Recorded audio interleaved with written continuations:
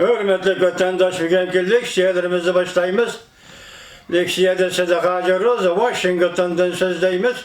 Bugünkü sağa 2019 yıl 11. ayının 20. günü. Haftaki Seyşembe. Vaziyet doğrusu da bir kelime. 16. günüdün başlap taka hazırgıça. New York vaqt gezidi ilan kılıngan Şinjan'daki caza lagerleri doğrusudaki haber ki qaytırılgan inkas ve tahlil analiz makalları kayni kelivatıdır. Bu Amerika'da siyaset sahasındaki erbaplar bunu kabul kılıp hayranlık şiddigidek. Yani Xitay'ın bu baş boğan materyali asasında bu hareketke reis Xi Jinping ya sekreteri Xi Jinping'in özü bir vasıta teşkilligelliğe ve bir vasıta orunlaştırıldığını bilip Amerika siyasi yollarda hayranlık his kılıştı. Bunun yerlik emeldarlar kılıbatı dep oylagan bolsa gerek. Hem Amerika'da kang miqyasda bir-biriga yollap mühnat cemaat fikir tayyorlaydigan bir hal şekillendi. Ondan keyin Shangang to'g'risida tunugan Chimpokovning xabari deyildiki, Tabipella universitetining o'quvchilari Jungoning soqchilari, Shangang soqchilari bilan qahramonlarcha elishdi. Oxirgi natijasi to'g'risida Amerika ovoz muxbirining tayyorlagan bir xabari bor edi. Uni sizlarga atiga to'g'rilaymiz vatandoshlar. Bugungi so'zlaydigan leksiyalarimizda hammasi asos jihatdan butunlaydek New York vaqt gezisida ilan kılınan Uyg'urlarga ait maqolalar, xabarlar.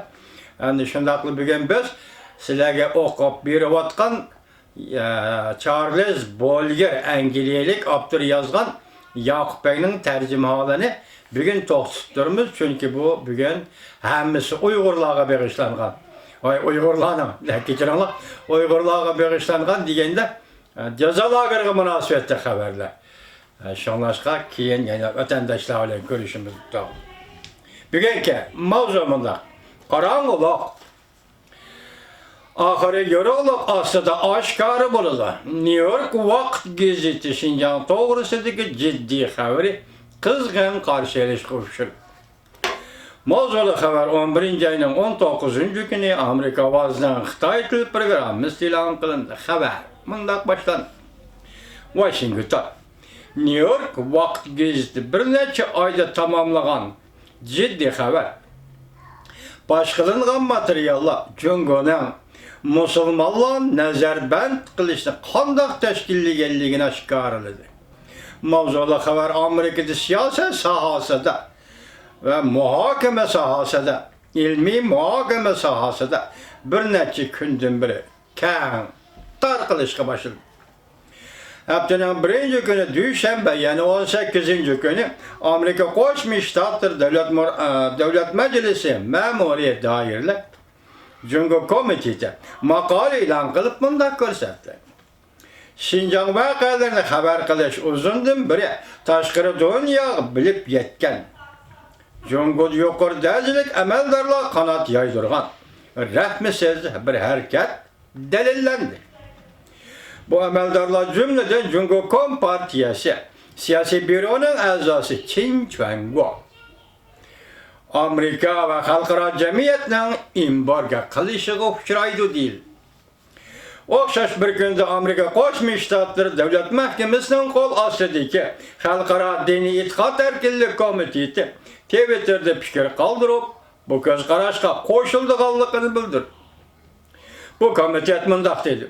New York vaqt gazetining xabari Jungoning yuqori qatlamadagi amaldorlarning Uyg'ur musulmonlarning diniy e'tiqod erkinlik zo'r ko'lamda ziyonkashlik qilganligini dalillab berdi. Amerikaning Xinjiangning sekretari Qin Changguoga Magnitsky qonunni tatbiq qilib embargo qilishini murojaat qildi. Davlat Majlisi Cumhuriyetçiler Partisi'nin a'zosi senator Ted Cruz 11 ayning 18 günü Dushanba Twitter'da fikir qoldirib, mundaq ko'rsatdi. Uyg'urlarni zo'r ko'lamda nazarband qilishning oshkorlanganligi Jungo Kompartiyasining yovuzligini oshkorlab berdi. New York vaqt gazeti mundaq ko'rsatdi. Haftaning 6 günü, yani 11 ayning 16 günü o'ttirg'i chiqargan bir parcha uzun yozilgan xabarimiz bir nafar ismini oshkorlashni xohlamagan Jungo siyosat sohasiga arbab baş qilgan xabar. 4 betdan ortiq ishki hujjatdir deydi. Bunun içinde 200 betlik sekreter Xi Jinping ve başka rehberlerin işki cihette sözlügen sözleri var. Hem de 150 betlik Uygurlarını tizgilleş, başkuruş doğrusundaki körsetmeler ve dokladlar var.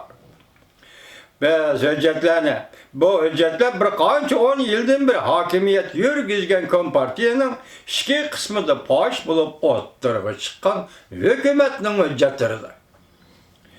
Kişilerine Şinjan'da davamlaşıyotgan bastırışlar misli görülmegen işki materyal bilen teminleydi. Bu hüccetler Şinjan'da davamlaşıyotgan bastırışlar misli görülmegen işki materyal bilen teminleydi. Şembe günü Amerika Devlet Meclisi Jungo'ga qattiq qo'l Cumhuriyetçiler Partisi'nin azası Senatör Marco Rubio birinci vakitte bu haber kıldı.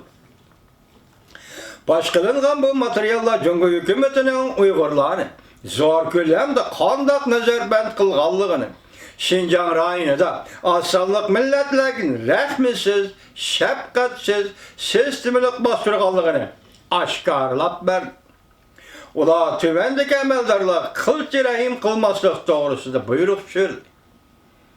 Abnum rayın derecek emeldarlar tüvendeki rehberlerinin emeldarlığa kılçı rahim kılmaslık doğrusunda buyruk sürdü. Okşaş bir günde Demokratlar Partisi'nin azası senatör 2020 yılı prezident sayılımına namzat bulup kirgen Elizabeth Warren Twitter'da fikir kaldırıp mında körsen. Jungo hükümetinin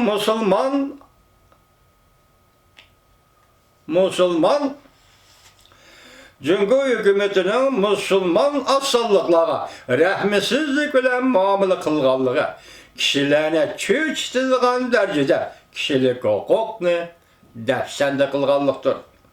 Biz Amerika belki dünyanın her kayısı yerlerinde bunda ölçmeliliğe karşı duruşumuz lazım. Senatör Bob Menendez mundaq deydi.